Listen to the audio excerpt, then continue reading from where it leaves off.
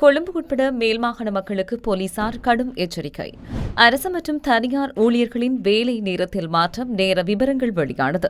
ஸ்ரீலங்கா மக்களுக்கு விடுக்கப்பட்டுள்ள கடுமையான எச்சரிக்கை. ஸ்ரீலங்காவில் அதிகாரிகளுக்கு பதவி உயர்வு, ஐநாவில் இலங்கை தொடர்பான பிரதான குழு கடும் அதிருப்தி. உலகையை மிரட்டும் வடகொரிய அதிபர் கிம் மீண்டும் எங்கே போனார்? மர்ம தேசத்தில் தொடரும் மர்மங்கள். கடுங்கோபத்தில் அமெரிக்க அதிபர் விடுக்கப்பட்டுள்ள எச்சரிக்கை. இது மட்டும் உறுதி செய்யப்பட்டால் லண்டனில் மீண்டும் ஊரடங்கு வரலாம். எச்சரிக்கை தகவல். இறுகும் கருணா விவகாரம், கடும் தொனியில் சோபித தேரர் எச்சரிக்கை. கொழும்பு உட்பட மேல்மாகாண மக்களுக்கு போலீசார் கடும் எச்சரிக்கை விடுத்துள்ளனர். மேல்மாகாணத்தில் முகக்கவசம் அணியாத நிலையில் கைது செய்யப்பட்ட மேலும் 162 பேரை சுய தனிமைப்படுத்த போலீசார் நடவடிக்கை மேற்கொண்டுள்ளனர். அத்துடன் முகக்கவசத்தை உரிய முறையில் அணியாமல் இருந்த 905 பேர் கடுமையாக எச்சரிக்கப்பட்டு விடுதலை செய்யப்பட்டுள்ளனர்.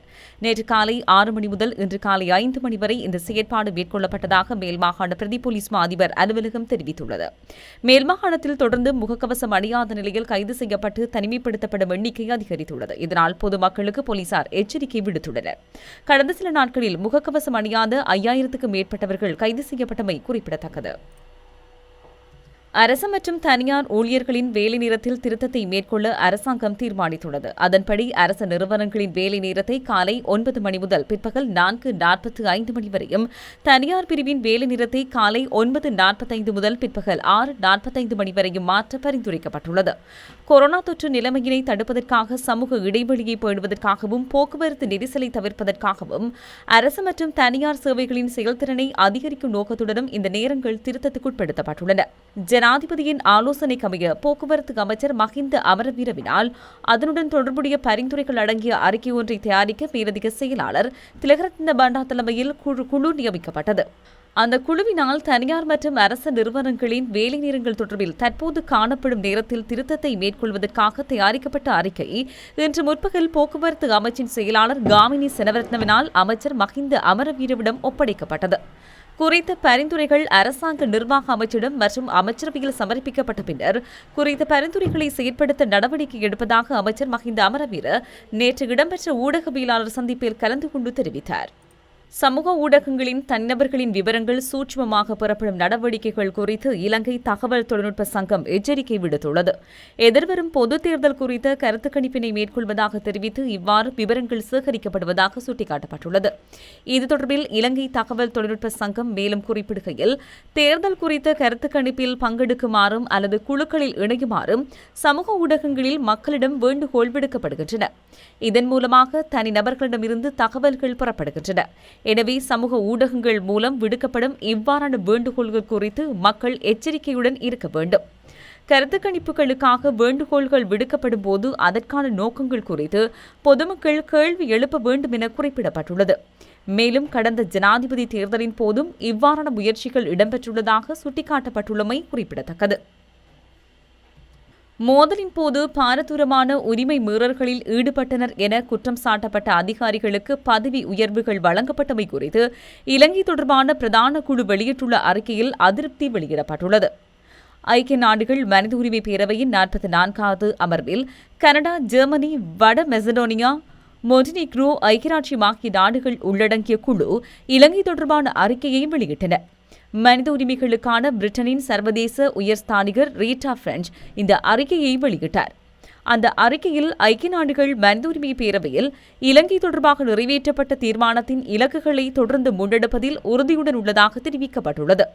இந்நிலையில் இதுகுறித்து கருத்து வெளியிட்டுள்ள பிரிட்டனின் சர்வதேச உயர்ஸ்தானிகர் ரீட்டா பிரெஞ்ச், கடந்த மார்ச் மாதம் முதல் இலங்கை கொரோனா வைரசுக்கு எதிரான போராட்டத்தில் ஈடுபட்டுள்ளதுடன் ஏனைய நாடுகளுடன் ஒப்பிடும்போது குறைந்த அளவுக்கு நோயாளர்களின் எண்ணிக்கையை கட்டுப்படுத்தியுள்ளது என குறிப்பிட்டுள்ளார்.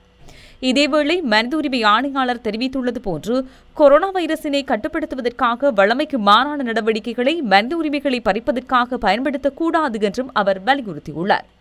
சிறுபான்மை குழுக்கள் இலக்கு வைக்கப்பட்டு புறக்கணிக்கப்படுவது, சாஜன் சுனில் ரத்நாயக்கவுக்கு பொது மன்னிப்பு வழங்கப்பட்டவை, மோதலின் போது பாரதூரமான உரிமை மீறல்களில் ஈடுபட்டனர் என குற்றம் சாட்டப்பட்ட அதிகாரிகளுக்கு பதவி உயர்வுகள் வழங்கப்பட்டவை, பொது நிர்வாகம் மற்றும் பொது முயற்சிகள் பரந்துபட்ட அளவில் இராணுவமயப்படுத்தப்பட்டமை குறித்த இலங்கையின் மனித உரிமை அமைப்புகளின் கவலைகளை தாங்களும் பகிர்ந்து கொள்வதாக அவர் சுட்டிக்காட்டியுள்ளார்.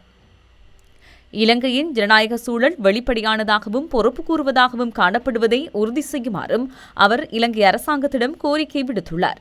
கைது செய்யப்படுதல் மற்றும் தடுத்து வைத்தலின் போது உரிய நடைமுறைகளை பின்பற்றுமாறும் அவை சர்வதேச மரபுகள் மற்றும் உலகளாவிய உரிமைகளுடன் இணங்கி போவதை உறுதி செய்யுமாறும் அவர் இலங்கை அரசாங்கத்திடம் கேட்டுக் கொண்டுள்ளார்.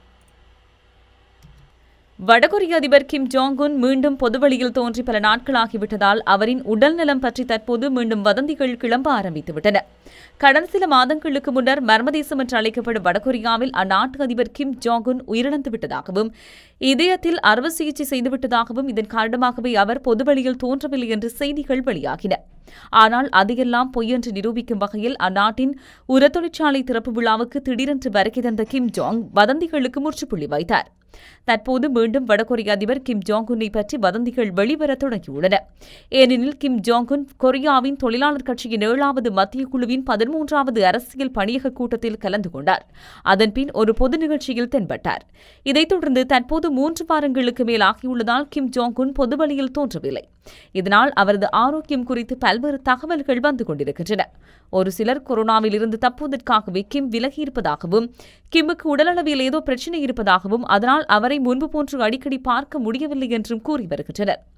ஜப்பான் கூட சமீபத்தில் கிம் ஜாங் உனின் உடல்நிலையில் பல சந்தேகங்கள் இருப்பதாகவும் அங்கு நடக்கும் சமீபத்திய இயக்கங்கள் அனைத்து விசித்திரமானவையாக உள்ளது என்று தெரிவித்திருந்தமை குறிப்பிடத்தக்கது.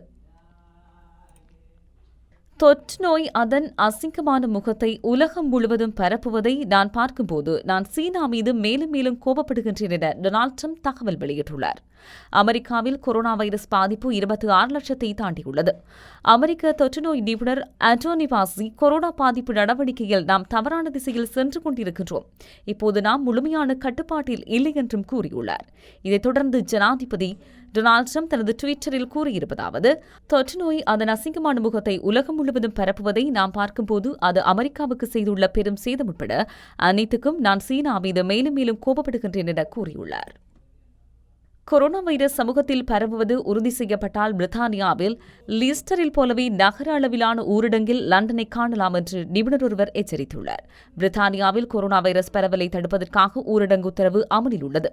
இருப்பினும் நாட்டில் தற்போது அத்தியாவசிய தேவைகளுக்காக அவ்வப்போது சில தளர்வுகள் கொண்டுவரப்படுகின்றன.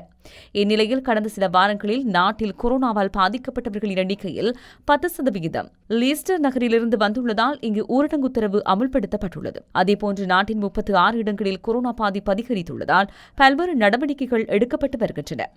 இந்நிலையில் லீஸ்டரில் ஊரடங்கு அமல்படுத்தப்பட்டு வரும் நிலையில் சமூகங்களுக்குள் கொரோனா வைரஸ் திரும்பினால் நகர அளவிலான ஊரடங்கில் லண்டனை காணலாம் என்று எச்சரிக்கப்பட்டுள்ளது. ஸ்டாட்லைட் பல்கலைக்கழகத்தின் கணிதம் மற்றும் புள்ளி விவர பேராசிரியர் ஆடம் கிளெக்ஸோசி இங்கிலாந்தின் முக்கிய நகரங்களில் கொரோனா வைரஸ் உள்ளூர் மயமாக்கப்பட்ட ஊரடங்கை காணலாம் என்று எச்சரித்துள்ளார். சர்வதேச ரேடியோ 5 லைவுடன் பேசிய பேராசிரியர் லீஸ்டர் ஊரடங்கு என்பது அரசாங்கம் எடுக்க வேண்டிய சரியான நடவடிக்கை என்று வலியுறுத்தியுள்ளார். கொரோனா வைரஸ் பரவல் அதிகமானால் அரசாங்கம் பெரிய நகரங்களில் ஊரடங்கை செயற்படுத்தக்கூடும் என்று தெரிவித்துள்ளார். வைரஸை நன்கு கையாண்ட நாடுகளிலேயே மீண்டும் கொரோனா வைரஸ் பாதிப்பிருப்பதால் உள்ளூர்மயமாக்கப்பட்ட ஊரடங்கு, அதாவது லோக்கல் லாக்டவுன் இன்னும் அதிகமாக வாய்ப்புள்ளதாக குறிப்பிட்டுள்ளார். கொரோனாவின் புதிய பாதிப்புகள் நாட்டின் பெரிய பகுதிகளில் ஊரடங்கை ஏற்படுத்துமா? லண்டனில் கொரோனா பாதிப்பு ஏற்பட்டால் எப்படி இருக்கும், எப்படி செயற்படும் என்று அவரிடம் கேட்டபோது பிரித்தானியா தற்போது ஒரு நாடு தழுவிய ஊரடங்கில் இருந்து வெளிவந்துள்ளது. எனவே நகரத்தை அடிப்படையாக கொண்டே ஊரடங்கு சாத்தியமாகும். முழு நாட்டையும் ஒரு பெரிய ஊரடங்கில் இருந்து வெளியேற்றியுள்ளதால் நகரங்களில் ஊரடங்கு செய்யக்கூடிய ஒன்றாக இருக்கும். மேலும் அவர் ஜெர்மனி, தென்கொரியா மற்றும் நியூசிலாந்து போன்ற நாடுகள் கொரோனா வைரஸை சிறப்பாக கையாண்டும் அங்கு மீண்டும் கொரோனாவின் பாதிப்பை பார்க்க முடிந்தது. இதன் காரணமாக அங்கு உள்ளூர் ஊரடங்கு நடவடிக்கை பயன்படுத்தப்பட்டன. அது பெரிய நகரங்களிலும் ஏற்பட்டால் இது நடக்கக்கூடும் என்று தான் நினைப்பதாக கூறியுள்ளார். கருணா 3000 ராணுவத்தினரை கொலை செய்ததாக தெரிவித்த கூற்று தொடர்பாக குற்றப்புலனாய்வு திணைக்களம் மற்றும் போலீஸ் மா அதிபருக்கு முறைப்பாடு செய்துள்ளோம் என ஓமல் பி சோபித தீரர் தெரிவித்துள்ளார். தேர்தலில் போட்டியிடுவதில் இருந்து கருணா அம்மானை நீக்குமாறு தேர்தல்கள் ஆணைக்குழுவுக்கு எழுத்து மூலம் அறிவித்திருக்கின்றோம் எனவும் அவர் குறிப்பிட்டுள்ளார். ஊடகவியலாளர்களிடம் கருத்து தெரிவிக்கும் போதே அவர் இவ்வாறு தெரிவித்துள்ளார். கருணா விடுதலை புலிகளின் கிழக்கு பிராந்திய ஆயுதப்படைகளின் தலைவராக இருந்து கொண்டு அவர் மேற்கொண்ட கொலைகள் தொடர்பாக அவரின் நாவினாலே தெரிவித்துள்ளார். 3000 ராணுவத்தினரை கொலை செய்ததாக அவர் தெரிவித்த கூற்று தொடர்பாக குற்றப்புலனாய்வு திணைக்களம் மற்றும் போலீஸ் மா அதிபருக்கு முறையிட்டிருக்கின்றோம். அத்துடன் கருணாவின் கூற்றின் மூலம் பயங்கரவாத தடுப்புச் சட்டம் மற்றும் நாடாளுமன்ற சட்டத்தின் 81வது சரத்து மீறப்பட்டிருக்கிறது. அதனால் உடனடியாக அவரை தேர்தலில் போட்டியிடுவதில் இருந்து நீக்க வேண்டும் என தெரிவித்து தேர்தல்கள் ஆணைக்குழுவுக்கு எழுத்து மூலம் அறிவித்துள்ளோம். கொலை குற்றச்செயலை செய்ததாக உறுதிமொழி வழங்கும் கருணாவுடன் கூட்டுச் சேர்ந்துள்ள அனைவரும் இது தொடர்பில் பொறுப்பு கூற வேண்டும். அதேபோன்று தற்போது கருணாவை தூய்மைப்படுத்த சில அரசியல் தலைவர்கள் முயற்சிக்கின்றனர். அவர்கள் தொடர்பில் நாங்கள் கவலை அடைகின்றோம் என குறிப்பிட்டுள்ளார்.